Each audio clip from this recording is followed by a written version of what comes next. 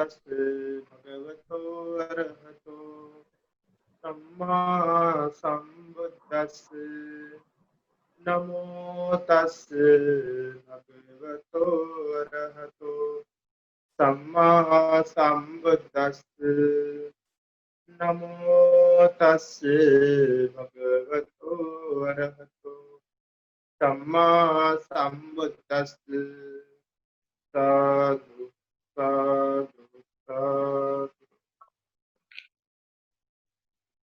आमचे पूजनीय गुरु गणपतीजींना आमचं नमन. परम पूज्य बोधिसत्व डॉक्टर बाबासाहेब आंबेडकरांना विनम्रतः अभिवादन. गौरवनीय महासंघरत्नाची अनुमती घेऊन आपण पुढचा भाग सुरू करूया. या ठिकाणी आपले अनुमान प्रश्न समाप्त झालेले. 5वा खंड पण संपलेला आहे आणि जे मेंढक प्रश्न आहे ते मेंढक प्रश्न पण समाप्त झालेले आहे. आता ग्रंथाचा शेवटचा भाग आपण बघत आहोत. 6वं प्रकरण आणि शेवटचं प्रकरण आपण बघत आहोत. ह्या प्रकरणामध्ये उपमा कथा आहे. त्याला म्हणतात उपमा कथा प्रश्न. उपमे संदर्भामध्ये सांगितलेली आहे. तर त्यावेळेस म्हणते नागसेन यांना राजा मिलिंदांनी प्रश्न केलेला आहे. प्रश्न असा केलेला आहे. राजा म्हणतो, म्हणते नागसेन, कोणते गुण प्राप्त केल्यामुळे भिक्षूला अर्हत पदाचा साक्षात्कार घडून येतो?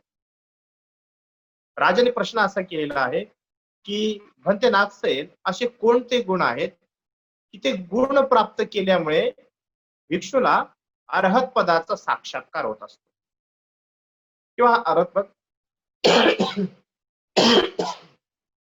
पदाचा साक्षात्कार घडून येत असतो. तर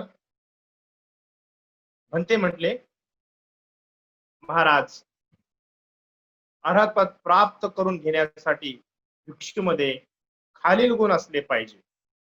ते असे, जर अर्हत पद प्राप्त करायचं आहे, अर्हत पद प्राप्त करण्यासाठी भिक्षूमध्ये असे गुण असले पाहिजे. कोणते गुण? तर ते आपण आज बघणार आहोत. खालील गुण असले पाहिजे ते असे आहेत. 1. गाढवाचा 1 गुण, कोंबड्याचे 5 गुण, खारीचा 1 गुण, चित्त्याच्या मादीचा 1 गुण, नरचित्त्याचे 2 गुण, कासवाचे 5 गुण, वेळवाचा 1 गुण, धनुष्याचा 1 गुण, कावळ्याचे 2 गुण, वानराचे 2 गुण, अधरवेलीचा 1 गुण, कमळाचे 3 गुण, बीजाचे 2 गुण, शाल वृक्षाचा 1 गुण, नावेचे 3 गुण, जहाजाचे 2, सुकाणूचा 1, कर्णधाराचे 3, नावाड्याचा 1, समुद्राचे 5, पृथ्वीचे 5, पाण्याचे 5, अग्नीचे 5 गुण, हवेचे 5 गुण, पर्वताचे 5 गुण, अंतराळाचे 5 गुण, चंद्राचे 5 गुण, वाळवीचा 1 गुण, मांजरीचे 2 गुण, उंदराचा 1 गुण, विंचवाचा 1 गुण, मुंगसाचा 1 गुण, वृद्ध कोल्याचे 2 गुण, हरणाचे 3 गुण, बैलाचे 4 गुण, डुकराचे 2 गुण, हत्तीचे 5 गुण, सिंहाचे 7 गुण, चक्रवाकाचे 3 गुण, कोकिळेचे 2 गुण, कबुतराचा 1 गुण, घुबडाचे 2 गुण, सारस पक्षाचा 1 गुण, भुंग्याचे 2 गुण, जळवाचा 1 गुण, सापाचे 3 गुण, अजगराचा 1 गुण, कोळ्याचा 1 गुण, दूध पिणाऱ्या मुलाचा 1 गुण, तळ कासवाचा 1 गुण, जंगलाचे 5 गुण, वृक्षाचे 3 गुण, वर्षाव करणाऱ्या ढगाचे 5 गुण, मण्यांचे 3 गुण, शिकाऱ्याचे 4 गुण, मासे पकडणाऱ्या कोळ्याचे 2 गुण, सुताराचे 2 गुण, पाण्याच्या घड्याचा 1 गुण, लोखंडाचे 2 गुण, छत्रीचे 3 गुण, धान्याच्या शेताचे 3 गुण, औषधाचे 2 गुण, भोजनाचे 3 गुण, धनुर्धराचे 4 गुण, राजाचे 4 गुण, द्वारपालाचे 2 गुण, चक्कीचा 1 गुण, दिव्याचे 2 गुण, मोराचे 2 गुण, घोड्याचे 2 गुण, स्वैर माणसाचे 2 गुण, खांबाचे 2, तराजूचा 1 गुण, तलवारीचे 2 गुण, माशाचे 2 गुण, ऋणकोचा नावाचा पक्षी असतो त्याचा 1 गुण, रोग्याचे 2 गुण, प्रेताचे 2 गुण, नदीचे 2 गुण, म्हशीचा 1 गुण, रस्त्याचे 2 गुण, कर्ज मागणाऱ्याचा 1 गुण, चोराचे 3 गुण, शिकारी पक्षाचा 1 गुण, कुत्र्याचे 1 गुण, वैद्याचे 3 गुण, गर्भवती स्त्रीचे 2 गुण, सांबराचा 1 गुण, करकोचाचे 2 गुण, कबुतराच्या मादीचे 3 गुण, एकाक्षाचे 2 गुण, गृहस्थाचे 3 गुण, कोलीचा 1 गुण, चमच्याचा 1 गुण, महाजनाचे 3 गुण, परीक्षकाचा 1 गुण, कोचवानाचे 2 गुण, गाव प्रमुखाचे 2 गुण, शिंप्याचा 1 गुण, नाविकाचा 1 गुण, भवऱ्याचे 2 गुण, असे 104 लोकांमध्ये असणाऱ्या विविध गुणांनी युक्त असलेले जे गुण आहेत जे हे 104 लोकांमध्ये जे गुण आहेत ते गुण अर्हत भिक्षूंनी जर प्राप्त केले, म्हणजे ते गुण जर एखाद्या भिक्षूने प्राप्त केले तर तो निर्वाणाचा साक्षात्कार म्हणजे अर्हत पदाचा साक्षात्कार घडून आणत असतो. एवढे सगळे गुण आहेत बघा. मग आता उपमा कथा सुरू होत आहे. राजा म्हणतात, महाराज, भिक्षूला अर्हत पदाचा साक्षात्कार करून घेण्यासाठी एवढे गुण त्याच्या अंगी असणे आवश्यक आहे. एवढे आता सांगितले, एकूण 104. इथं मात्रिका समाप्त होतात. मग उपमा कथा सुरू होतो. मग आता बघूया एक एक प्रत्येकाचे गुण कसे कोणते कोणते पाहिजे ते. तर राजा म्हणाला, बनते नाथ सेन, भिक्षूच्या अंगी रेकणाऱ्या गाढवाचा 1 गुण आवश्यक आहे असे आपण म्हणता, तर तो 1 गुण कोणता? मग तुम्ही म्हणाले ना, गाढवामध्ये असणारा 1 गुण अर्हत भिक्षूच्या अंगी असतो, तो कोणता गुण आहे? त्यावर बनते म्हणतात, महाराज, काडी कचऱ्यात, चौकात, चौरस्त्यावर, गावाबाहेरील मैदानात, भुशाच्या ढिगाऱ्यावर, कोणती जागा असो, गाढव तेथे लोळत असते, पण ते तेथे निश्चिंतपणे झोपत नाही. त्याचप्रमाणे साधनारत योगी भिक्षूंनी चटई असो की पानाची चटई असो, लाकडी तख्त पोच असो की खाट असो, निश्चिंतपणे झोप घेत पडून राहू नये. महाराज, हाच एक रेगणाऱ्या गाढवाचा गुण भिक्षूमध्ये असायला हवा. भिक्षूमध्ये असायला पाहिजे. महाराज, देवादिदेव भगवान बुद्धांनी सांगितलेही आहे की हे भिक्षूंनो, माझे श्रावक उशाखाली लाकूड घेऊन उशीचे काम भागवितात. ते जागरूकतापूर्वक संयमित राहून सदैव उत्साही असतात. महाराज, धर्म सेनापती सारीपुत्रांनी सुद्धा म्हटले आहे की आसन मांडून शांतपणे बसलेल्या भिक्षूवर पावसाचाच वर्षाव होऊन जरी कमरेपर्यंत पाणी चढले तरी ध्यानरत भिक्षूला त्याची पर्वा नसते. हा पहिला गुण जो गाढवामध्ये असतो, तो गुण भिक्षूच्या अंगी आला पाहिजे. कोंबड्याचे 5 गुण. बनते नाथ सेन, तुम्ही म्हणता की कोंबड्याचे 5 गुण असले पाहिजेत, तर ते 5 गुण कोणते?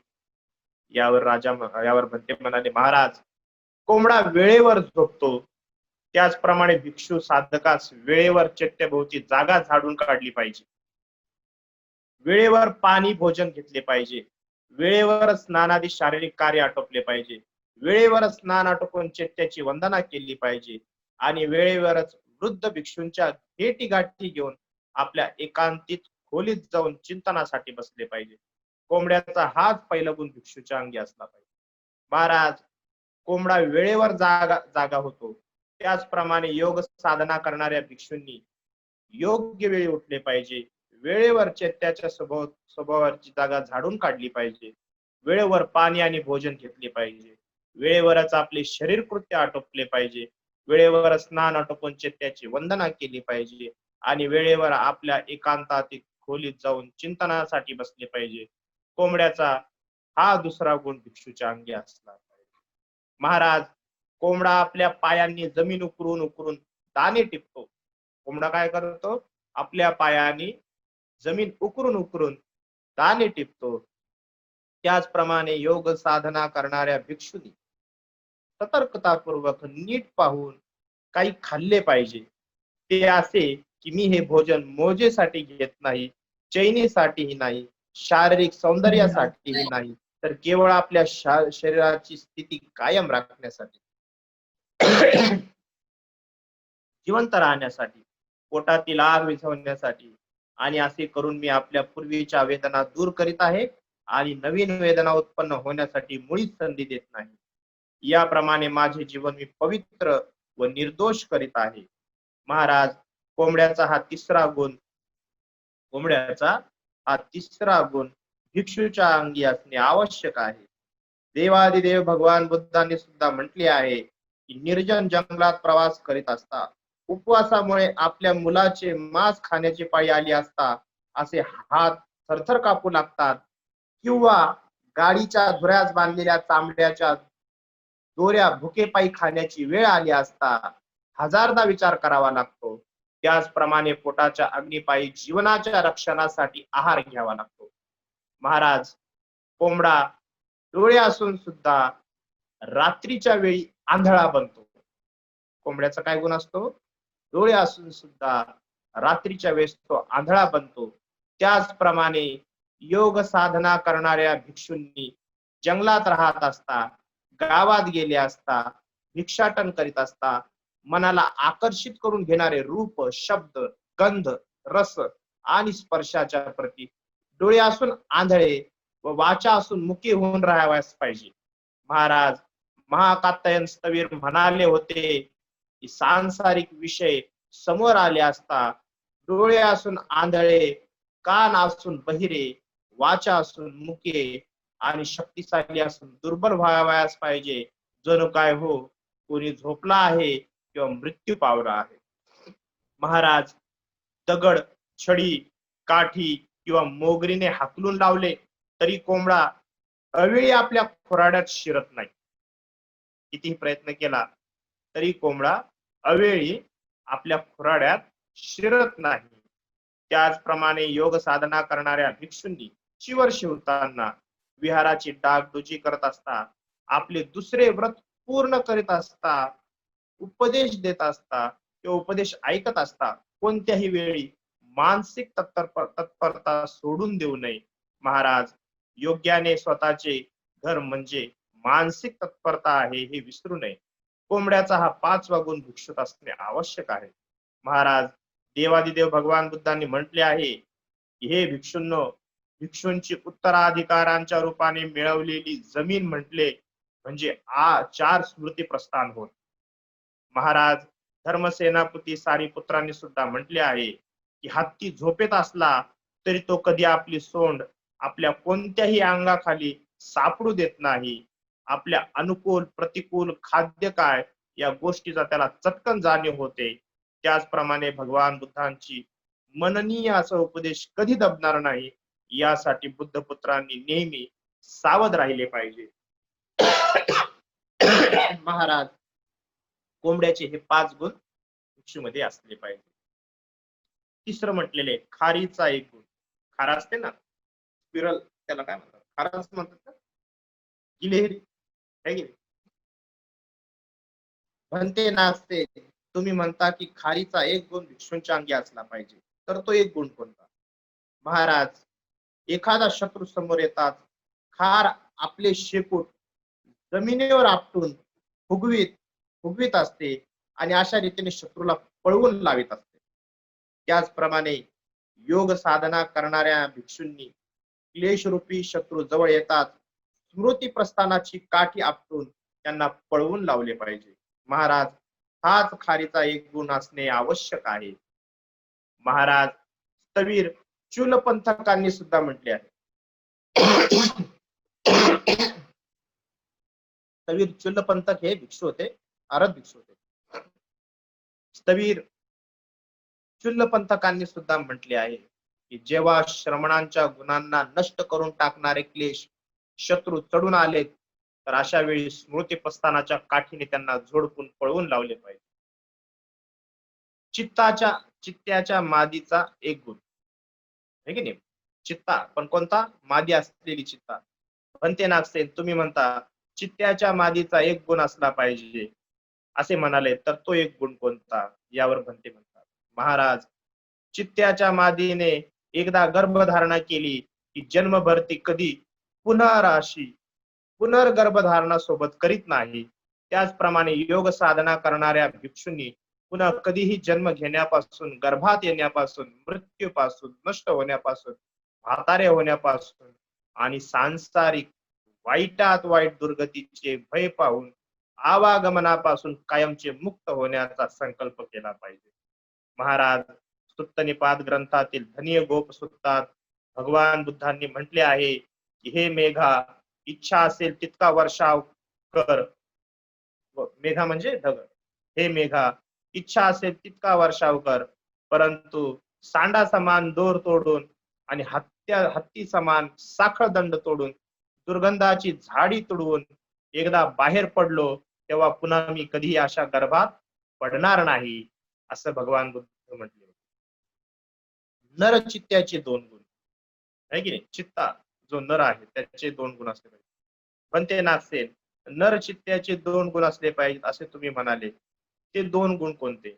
महाराज, ते म्हणतात, महाराज, जनावराची शिकार करण्यासाठी चित्ता एखाद्या गवत किंवा पानाच्या दाट जंगलात किंवा दाट झाडीत लपून बसतो आणि जनावर जवळ येतात त्यात झडप घालून पकडतो. त्याचप्रमाणे योग साधक भिक्षूंनी जंगलात, वृक्षाखाली, पहाडात, दरीत, गुहेत, स्मशानात, निर्जन वनात, मोकळ्या जागेवर, तणीस किंवा गवताच्या नरम व शांत जागी, गडबड नसलेल्या जागेत, जेथे अधिक वारे चालत नाही अशा स्थळी, रस्ता सोडून जेथे समाधी लागू शकते अशा एकांत ठिकाणी आसन घालून बसले पाहिजे. महाराज, योग साधनेत रमून जाणारा योगी एकांतवासात एकांतवास पत्करून शीघ्र अतिशीघ्र 6 अभिज्ञा प्राप्त करून घेतो. महाराज, नरचित्त्याचा हाच पहिला गुण असणे आवश्यक आहे. महाराज, धर्मसंग्राहक कवीरांनी म्हटले आहे की ज्याप्रमाणे चित्ता लपून बसतो आणि जवळ आलेल्या जनावरावर तेथूनच हल्ला चढून त्यास पकडतो, त्याप्रमाणे योग साधना करणारा ज्ञानी बुद्ध पुत्र म्हणजे भिक्षू जंगलात राहून उत्तम फळाची प्राप्ती करून घेतो. महाराज, याशिवाय शिकार जर डाव्या बाजूला पडली असेल तर चित्ता ती कधी खात नाही. त्याचप्रमाणे योग साधना करणाऱ्या भिक्षूंनी वेळू, पाने, फुले, फळ दिल्यामुळे, स्नानाची व्यवस्था केल्यामुळे, माती, चुना, दातवन, तोंड धुण्याकरिता पाणी दिल्यामुळे, खुशामत केल्यामुळे, खरे खोटे सांगून, नोकरासारखे वागून, दूत कामे करून, दूत म्हणजे याचा मेसेज त्याला, दूत कामे करून, औषध दिल्यामुळे, फायद्यासाठी निंद्याचा हाडा सांगून, अदल बदल करून, काही घेणे देणे करून, जंतर मंतर करून, ज्योतिष फळ सांगून, अंगावरील लक्षणाचे फळ सांगून आणि अशाच प्रकारे भगवान बुद्धांनी मनाई केलेल्या मिथ्या प्रयत्नाने जीवन यापन करण्यासाठी भोजन घेऊ नये. जसे की चित्ता डावीकडे पडलेली शिकार कधी खात नाही, तसेच साधक भिक्षूंनी डावीकडील शिकार समजली पाहिजे या सगळ्या गोष्टींना, आहे की नाही.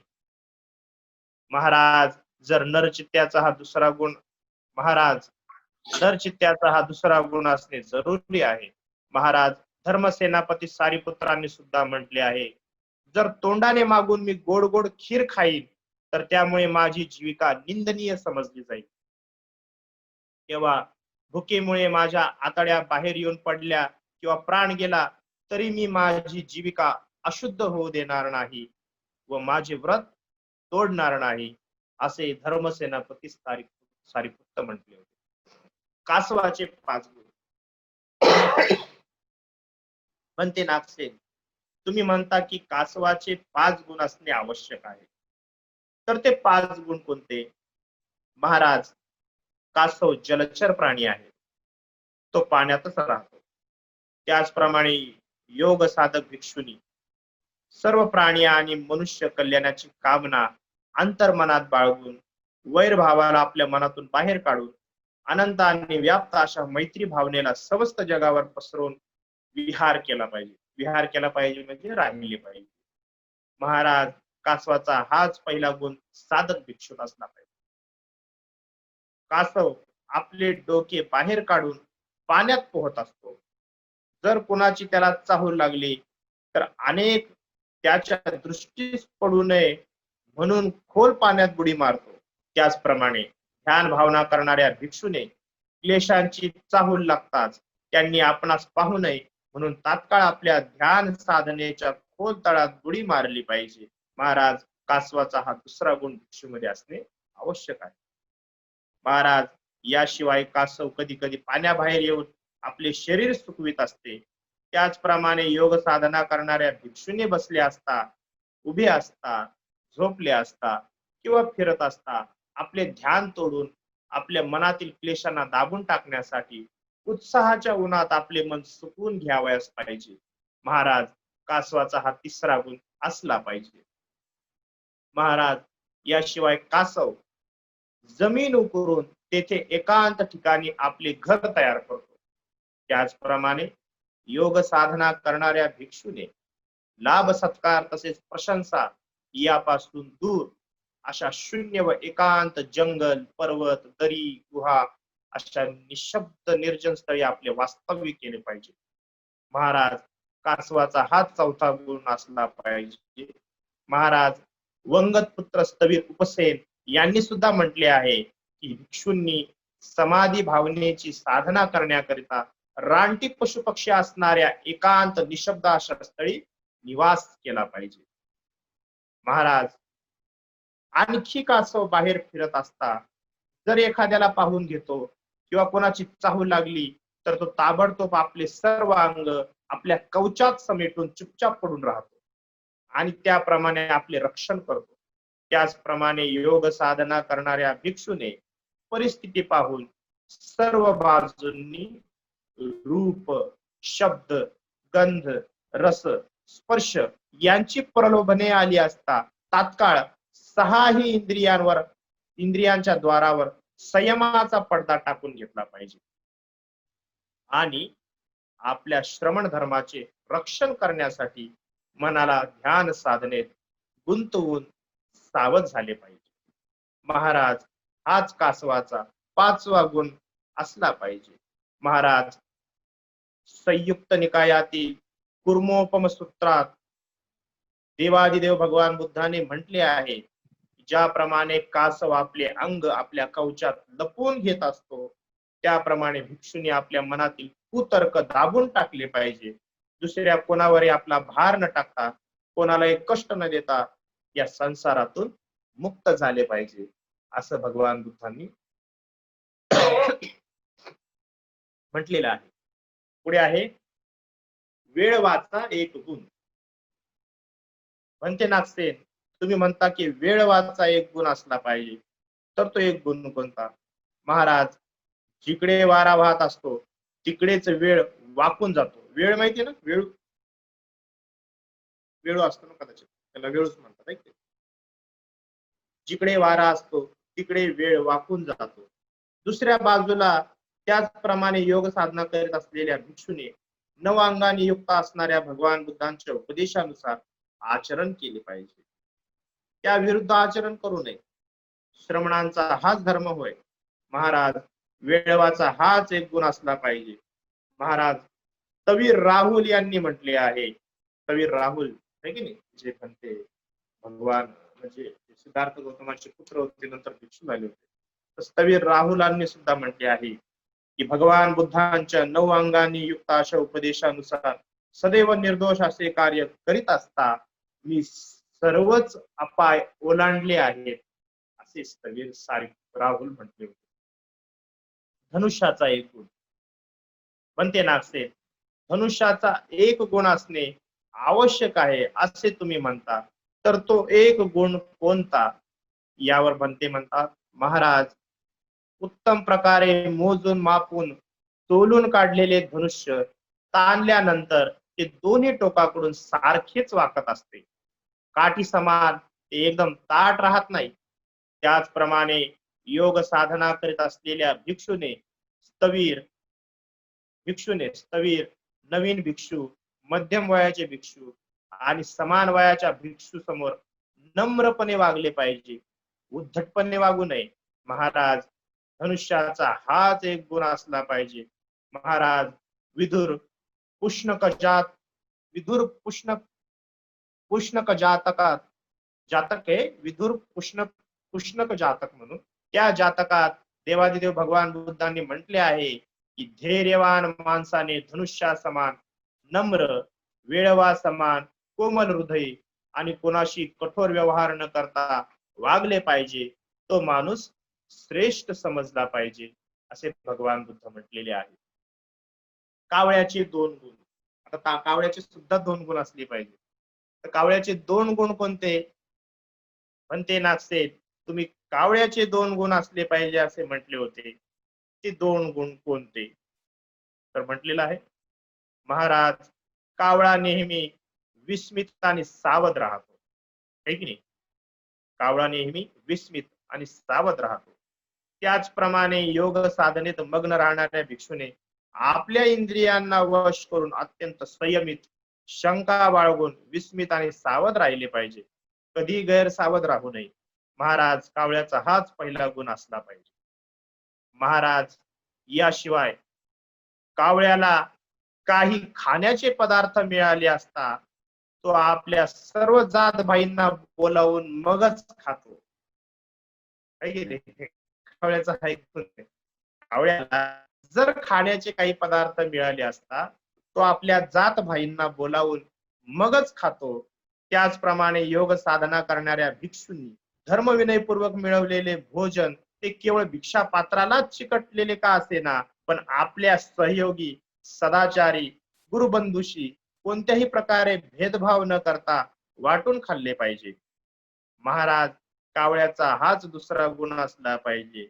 महाराज, धर्मसेनापती स्थवीर सारीपुत्रांनी सुद्धा म्हटले आहे की तपस्वी लोकांना अनुकूल असे भोजन जेव्हा लोक मला देत असतात तेव्हा मी ते आपल्या सहयोगी भिक्षू बांधवात वाटून नंतरच खात असतो, असे स्थवीर धर्मसेनापती सारीपुत्रांनी म्हटलेलं आहे.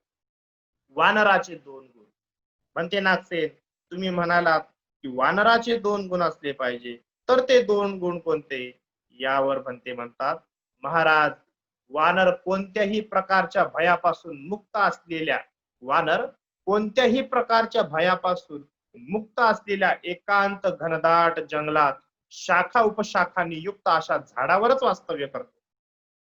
त्याचप्रमाणे योग साधना करणाऱ्या भिक्षुनी लज्जावान, कोमल स्वभावाचा, शीलवान, पुण्यात्मा, पंडित, धर्मज्ञ, प्रिय, गंभीर, आदरणीय वक्ता, कोणताही विषय स्पष्ट करून सांगण्यात पटू असलेला, चांगला उपदेश देणारा, उत्तम धडे देणारा, सत्य मार्ग दाखवणारा, त्याचप्रमाणे धर्मोपदेश करून सुप्त भाव जागविणारा असा उत्तम गुरु पारखूनच निवडला पाहिजे. महाराज, वानराचा हाच पहिला गुण असला पाहिजे. महाराज, याशिवाय वानर वृक्षावरच राहत असते. तेथेच चालते, फिरते आणि बसते आणि झोप आली असता ते तेथे शांतपणे झोप घेऊन रात्र काढते. त्याचप्रमाणे योग साधना करणाऱ्या भिक्षूंनी जंगलातच राहिले पाहिजे, तेथेच हिंडले पाहिजे, फिरले पाहिजे, तेथेच राहिले पाहिजे, बसले पाहिजे, झोपले पाहिजे आणि तेथेच स्मृती प्रस्थानाचा अभ्यास केला पाहिजे. महाराज, हाच वानराचा दुसरा गुण असला पाहिजे. महाराज, धर्मसेनापती सारीपुत्र यांनी सुद्धा म्हटले होते की फिरताना, उभे राहताना, बसताना आणि झोपताना सुद्धा सुंदर, रमणीय, एकांत अशा जंगलाचीच आपल्या कार्यासाठी निवड करावी. समस्त बुद्धांनीही याची स्तुती केलेली आहे. अशा प्रकारे वानराचेही 2 गुण भिक्षूमध्ये असले पाहिजे. तर पहिल्या प्रकरणातल्या ह्या उपमा कथा होत्या. पुढे दुसऱ्या प्रकरणाच्या उपमा कथा आहेत, त्या आपण उद्या बघणार आहोत. तर आज आपण हे भाग बघितला, या भागामध्ये आपण काय काय बघितलं तर गाढवाचा 1 गुण बघितला, कोंबड्याचे 5 गुण बघितले, खारीचा 1 गुण बघितला, चित्त्याच्या मादीचा 1 गुण बघितला, नरचित्त्याचे 2 गुण बघितले, कासवाचे 5 गुण बघितले, वेळवाचा 1 गुण बघितला आणि धनुष्याचा 1 गुण, कावळ्याचे 2 गुण आणि वानराचे 2 गुण, अशा ह्या गुणांनी युक्त भिक्षुनी असलं पाहिजे. ध्यान साधना करणाऱ्या भिक्षुनी असलं पाहिजे, तरच त्याला अरहतपदाचा साक्षात्कार.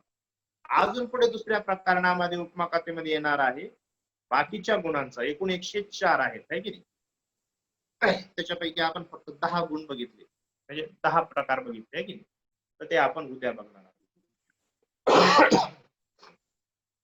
जर कोणाला काही प्रश्न असेल तर ते विचारू शकतो.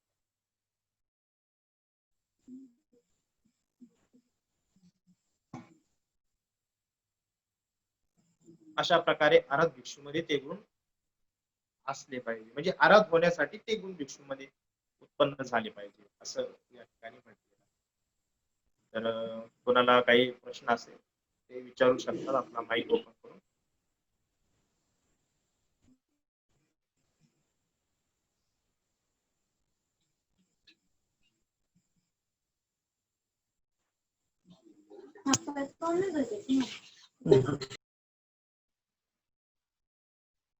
हॅलो, ठीक आहे. काही प्रश्न नाही वाटत आज. आज काही प्रश्न नाहीये, लोकांना समजलं आहे की नाही. फक्त भिक्षूमध्ये नाही तर उपासकामध्ये पण हे गुण आले पाहिजे. भगवान फक्त भिक्षूपुरतं सांगितलेलं आहे, भिक्षूंपुरतच सांगितलेलं आहे. परंतु जर थोडे थोडे गुण उपासकांनी सुद्धा त्यांच्या जीवनात उतरवले तर त्यांचं सुद्धा कल्याण होईलच आहे. पण धर्म कल्याणातच आहे. तर आपण ह्या गुणांना सुद्धा धारण केलं पाहिजे आपल्या हिताची चांगली गोष्ट आहे. ठीक आहे. आज आपण ही उत्तम धम्मदेशना ऐकली. या धम्मदेशनीतनं जे काही पुण्यकर्म संचित झालं हे तुम्हा सर्वांना मी अनुमोदित करतो. या महान पुण्यकर्माच्या अनुभवाने बलाने आपण सर्वांना ह्याच गौतम भगवान बुद्धांच्या शासनात उत्तम चार आर्य सत्य साक्षात करण्याचे भाग्य प्राप्त